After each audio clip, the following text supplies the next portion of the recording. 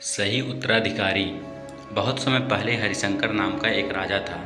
उसके 3 पुत्र थे और अपने उन तीनों पुत्रों में से वह किसी एक पुत्र को राजगद्दी सौंपना चाहता था। पर किसे? राजा ने एक तरकीब निकाली और उसने तीनों पुत्रों को बुलाकर कहा, अगर तुम्हारे सामने कोई अपराधी खड़ा हो तो तुम उसे क्या सज़ा दोगे?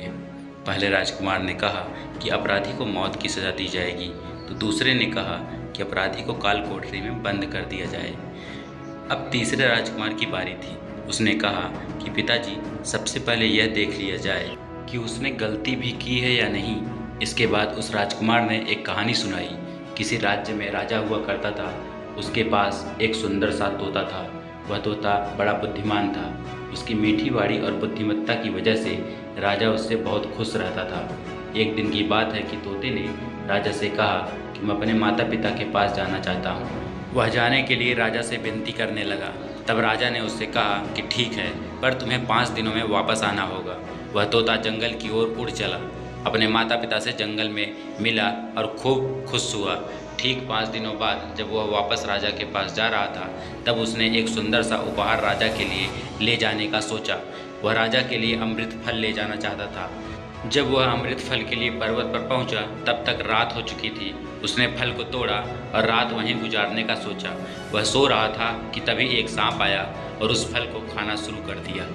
सांप के जहर से वह फल भी विषाक्त हो चुका था।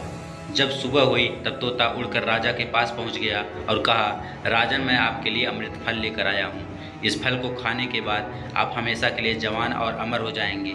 तभी मंत्री ने कहा कि महाराज, पहले देख लीजिए कि फल सही भी है कि नहीं। राजा ने बात मान ली और फल में से एक टुकड़ा कुत्ते को खिलाया। कुत्ता तड़प तड़प कर मर गया। राजा बहुत क्रोधित हुआ और अपनी तलवार से तोते का सिर धड़ से अलग कर दिया। राजा ने वह फल बाहर फेंक दिया। कुछ समय बाद उसी जगह पर एक पेड़ उगा। राजा ने सख्त हिदायत दी कि कोई भी इस पेड़ का फल ना खाए, क्योंकि राजा को लगता था कि यह अमृत फल विषाक्त होते हैं और तोते ने यही फल खिलाकर उसे मारने की कोशिश की थी।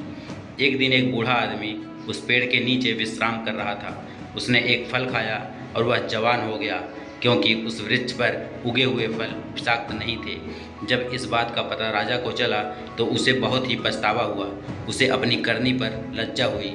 तीसरे राजकुमार के मुख से यह कहानी सुनकर राजा बहुत ही खुश हुआ और तीसरे राजकुमार को सही उत्तराधिकारी समझते हुए उसे ही अपने राज्य का राजा चुना। इस कहानी से हमें यह सीख मिलती है कि किसी भी अपराधी को सज़ा देने से पहले यह देख लेना चाहिए कि उसकी गलती भी है या नहीं। कहीं भूलवश आप किसी निर्दोष को तो सज़ा देने नहीं जा रहे हैं। निरपराध को कतई सज़ा नहीं मिलनी चाहिए। तो दोस्तों, यह कहानी आप लोगों को कैसी लगी हमें कमेंट करके ज़रूर बताएं और भी ऐसे रोचक कहानियों के लिए हमारे चैनल को ज़रूर सब्सक्राइब कर लें। धन्यवाद।